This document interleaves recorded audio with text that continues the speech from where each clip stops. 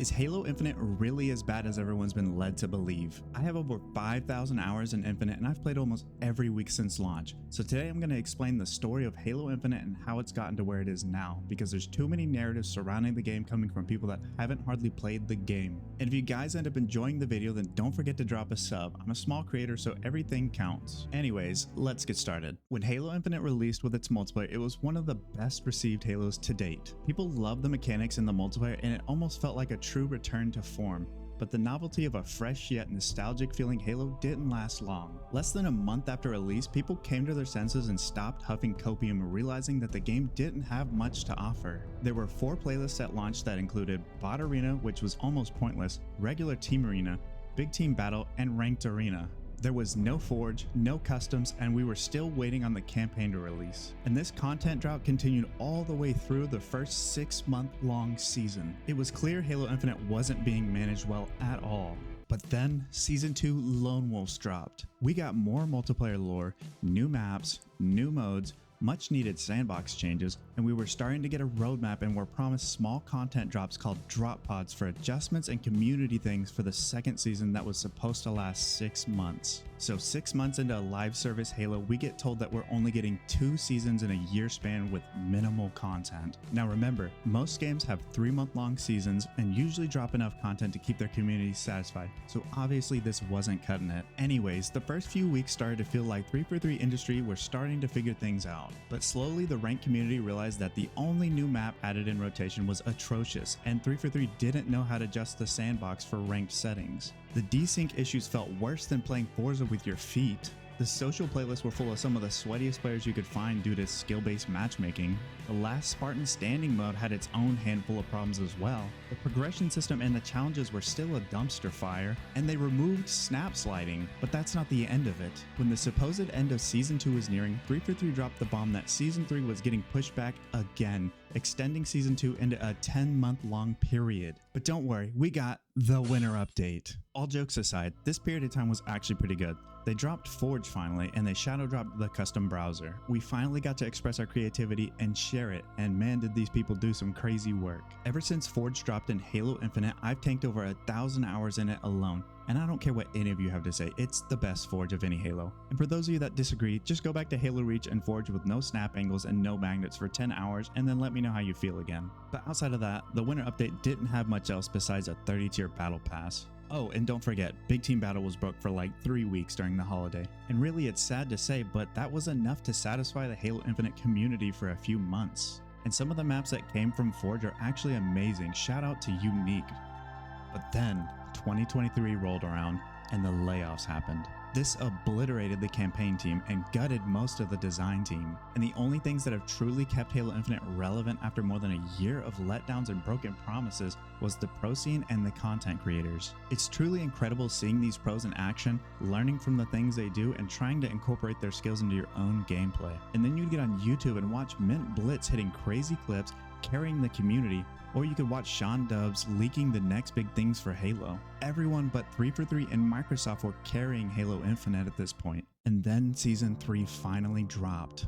We got 3 new dev level maps along with Forge maps starting to make their way into multiplayer. By the way, Chasm is probably the worst map I've ever played in a Halo. We got a new cutscene for the multiplayer narrative which actually started to get interesting, huge Forge updates and playlist updates, the Shroud screen, and the most pivotal item added to Halo Infinite, the M392 Bandit.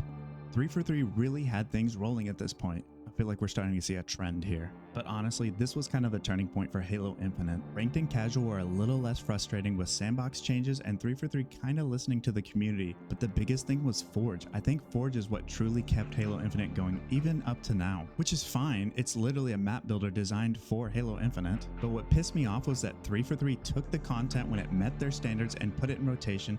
They didn't pay these people for their hundreds to thousands of hours of work, and they wouldn't even pay the dig site team that literally rebuilt the Halo 2 demo from 2004 that they couldn't do themselves. Like, these creators did so much work out of passion, but sadly passion just can't pay the bills. which since then they've kind of found ways to pay Forgers for their work, and they've also hired a couple of people that came from Forge. Anyways, we get to season 4, and it turns out you can't make multiplayer cutscenes if you've fired half the dev team and the rest still are trying to figure out your new engine. So I guess we gotta go buy more Halo books to figure out where the next Halo picks up. I digress. Season 4 was actually pretty good outside of all that. We got 2 new dev maps which actually looked amazing, and they were really good for the casual scene. Ranked got a remake of Plaza from Halo 5 that looked like it had the design philosophy of a pile of ashes. The Quantum Translocator and the Threat Seeker were added to the sandbox. New rotational ranked playlists, a ranked network to negate the desync, more Forge tools, a functioning career progression system, and we finally got Infection after almost 2 years. Basically, this season was catching Halo Infinite up to speed, and it was a pretty solid season. I really didn't have much to complain about. And this season was around 3 months long, so we finally reached seasonality. Thank you 343. Y'all really got things rolling this time. And now Season 5 Reckoning is finally here. What do we got, 343? Basically, people are like, well, what about Season 6? Or why aren't we calling this Season 6? January 30th update will henceforth be known as CU29. What the fuck? The ball was rolling, the redemption arc Halo Infinite needed had finally begun. You literally got an award for the most improved game of the year. This was terrible news for the game because it was actually starting to come back, but despite that, Season 5 was actually great, a huge milestone for Halo Infinite. The Bandit Evo officially became the ranked starting weapon, completely changing how ranked played and really refreshing the entire competitive scene. We got 2 more dev maps added. Extraction from Halo 4 came to the game. Forge got a whole lot added, including scriptable AI, which allowed for things like Firefight to be created. We also got more freedom with Spartan customization, and Forge maps were starting to roll heavy into rotation. It felt like there was actually so much content in this game. So what happened from there? Halo Infinite broke the idea of seasons with 4 to 6 week long operations, which sounded like it was going to be a terrible thing, but this was happening right around the time of the new management shift with Pierre. And if you don't know who Pierre is, he's the guy that actually helped bring MCC up to a running and playable state and brought mod tools and everything to the PC side. Anyways, the operations on paper didn't sound good because it looked like Halo Infinite was finally coming to its end,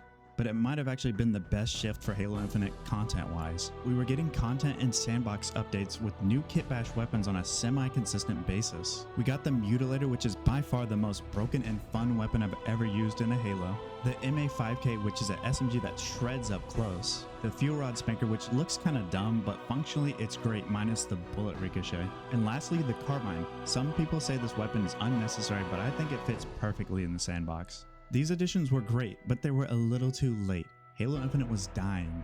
They dropped an official statement saying Halo Infinite's last major update is happening in 2025, which honestly it was bittersweet because this game has come a long way. But fast forward to now, Halo Infinite is only receiving minor updates and the pro scene is dwindling. But Halo Infinite actually had one of the longest running pro scenes of any Halo, which is actually wild considering how rocky this game's lifespan was. So what do I think of Halo Infinite now that it's content complete? Well, I personally love this game. It's in my top 3 Halo games now. It has so much to offer. It still has a dedicated and inspired community. It just sucks because if this game had reached this point within 2 years instead of 4, I think the player count would still be thriving. And I really think this game is overhated based off old opinions. So would I recommend Halo Infinite in 2026?